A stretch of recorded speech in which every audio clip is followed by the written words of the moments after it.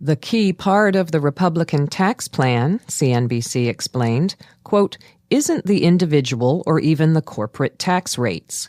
The big news is that it doubles the standard deduction and provides significant relief and simplicity for most taxpayers, close quote.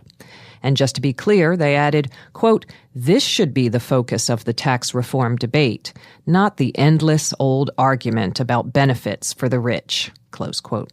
A separate report noted that administration officials are abandoning their oft-voiced deficit concerns because of the amazing growth the plan will generate. What's a layperson to think?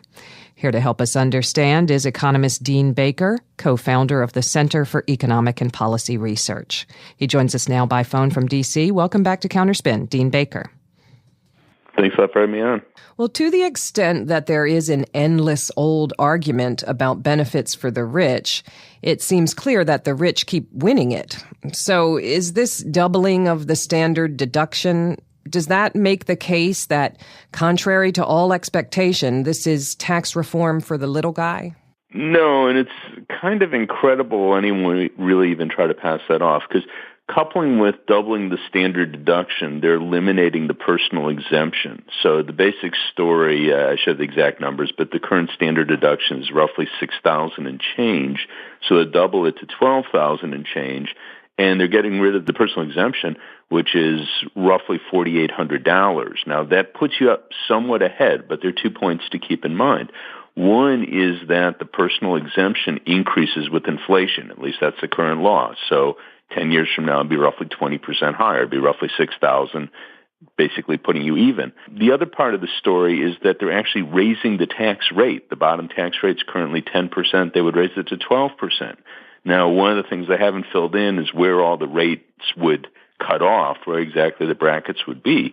But in any case, doubling the standard deduction is likely to mean very little for most people, which is part of the reason that most of the estimates show roughly 80% of the benefits going to the richest 1%.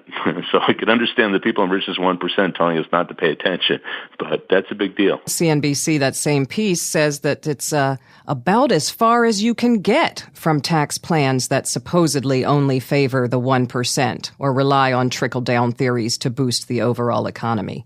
You know, the only thing I could say, if you want to be generous, is maybe they were confused and missed the part about eliminating the personal exemption, which would be kind of astounding. It's clear the bulk of the benefits are going to the richest 1%. You get rid of the estate tax, you lower the top tax bracket 39 to 35%.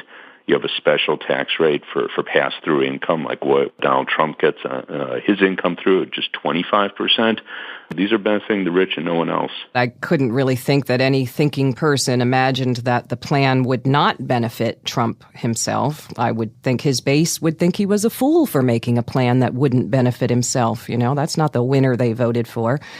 Is there more to say about the part of the plan that CNBC says we should look away from, you know, what it does for the wealthy? Well, you know, in terms of benefiting Trump, it is almost as though he designed a plan that would personally benefit him. I mean, I don't quite think that's the case, but, you know, again, I'd mentioned the estate tax, that it would get rid of that. Just to be clear, the estate tax applies to almost no one. It allows personal exemptions of $5 million. So that means a couple gets to exempt $10 million, and that's roughly 0.2% of the states that get above $10 million. You have to be pretty well off. That's not just a successful small business person. He also proposes getting rid of the alternative minimum tax. And in the one tax reform that was leaked, or he released, however we got it, that became public, he was subject to the alternative minimum tax. This was put in place in the 86 tax reform, saying if you manage to reduce your tax liability by getting through all these other loopholes, you're going to have to at least pay 25% in the alternative minimum tax. So he gets rid of that. And then the pass-through business income. Basically, it makes zero sense. The notion of a pass-through corporation is the corporation itself pays zero tax. You just pass the profits on. I mean, to my view, that's kind of an outrage to begin with, because at least if they get protection as a corporation, limited liability, why shouldn't they pay tax? But in any case, we do that. So they pay zero tax, and then they pass it on to an individual, and you're taxed on it just like, you know, your wage income. It says ordinary income. What this says is, no, it doesn't matter what tax bracket you're in. So if you're in the highest tax bracket, if you're in the 39% bracket or 35 under their plan, you would still only pay tax at 25% rate because it came through a pass-through corporation. It's just kind of a head-scratcher. Why would you do that? And naturally, it would create a huge business and tax avoidance because everyone, at least every wealthy person, is going to figure out how to have their income come through a pass-through corporation so they could have a 10 percentage point reduction in their tax rates. Not what you want to do with tax reform. Well, a headline in the New York Times said, in Trump tax plan, a windfall for businesses large and small. Among the things that it indicates are an easy way to bring overseas profits back to the United States without being taxed. What am I missing about what's so great for the country at large to let corporations bring profits back without those profits being taxed? Well, there's a couple issues here. First off, there's already roughly $2 trillion, we don't have an exact number, but somewhere in the order of $2 trillion in foreign profits of U.S. corporations that are stashed overseas, at least on paper. Those currently couldn't come back unless they were taxed. What they're proposing is to have some tax holiday. We did this in 2005 where it was brought back at a 5% tax rate where they could bring it back and pay very little tax on it. So it says it's going to do that, but it doesn't say what the rate is. That's one of the things, I guess, to be decided later, kind of a big thing. But the other thing that's, of course, more consequence going forward is it shifts our tax to a territorial tax. And what that would mean is that corporations would only be taxed on their U.S. profits. Whatever they earn overseas, they pay zero U.S. tax on. Now, that's not particularly any boon to the U.S., but it gets worse because we don't know where corporations are actually getting their profits. So we've just given them a huge incentive to lie to us about where their profits are. And that's becoming increasingly easy because you have companies like Apple and Pfizer and others where much or all of their profit is associated with intellectual property claims. And we don't know where Apple's great innovation for the iPhone came from. So they're going to tell us it came in Ireland, where the tax rate's just 12.5%. And then they don't have to pay our tax rate. They'll just pay Ireland's tax rate. I have a hard time seeing why that's good for people in the United States. Well, the plan, of course, is still evolving, but the New York Times says, quote, business leaders were nonetheless quick to applaud the broad outlines of the proposal, claiming that tax cuts would spur new investment and grow the economy, close quote. I wonder if I could ask you first what it actually means to grow the economy, and then does this plan do that? Well, it's an improper use of the word grow, but that dates back to Bill Clinton, but, whatever. It's supposed to be transitive, but make the economy grow, in other words, would be the way one would ordinarily say it, but that's, I guess, passé to use the correct grammar. But in any case, it would mean more rapid economic growth, but you're very hard-pressed to see how that would come from this plan. So the question is, would there be some spurt of investment? And a lot of research on this issue, the idea that you're going to lower tax rates are going to lead to more investment. I can say it's going to lead to zero more investment, but certainly not any big flood of more investment. And the idea would have a measurable uptick in growth. That's really not a plausible story. So, their claims, they're talking about increasing growth rate by a percentage point. They're just pulling numbers out of the air. There's literally nothing to support that.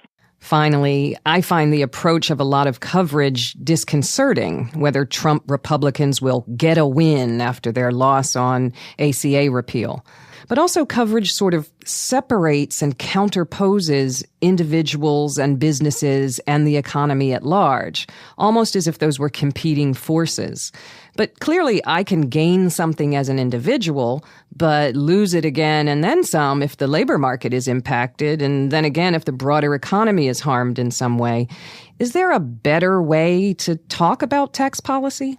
Certainly, again, the wind stuff, the horse race stuff, there's a lot of that, and, that's unfortunate. People want to read that, and that's okay, but that shouldn't be the dominant story, and unfortunately it takes that form.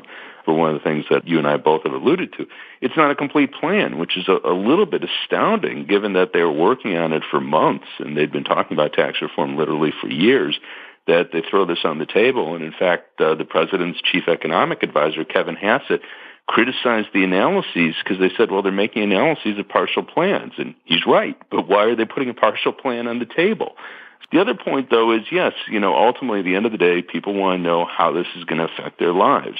And on the one hand, there's sort of the immediate impact. Okay, am I going to pay more in taxes? That's kind of hard to say at this point for most people. Odds are for most people it won't mean much difference. It will for the rich and the very rich. The other part is, okay, let's carry through their logic. What would it mean? You'd asked the question before about grow the economy. So what would that mean? What's a plausible story there? Well, the story they would like to tell is, okay, you'll have more growth. That will mean higher wages, more jobs. That's the story they would like to tell. There's really no plausible way of getting from here to there. And then if you add in, you go, okay, you're creating large deficits. I mean, they're denying this, and I'm not the big deficit hawk, but you are creating large deficits, and there's good reason to believe that the day after they pass this thing, they'll start screaming about deficits, and then they'll say, okay, we have to cut spending. And they're not going to be cutting the military. So what that means is they'll be cutting Medicare, Medicaid, maybe Social Security. Who knows what will be on the chopping block, but these are going to be programs that people depend on.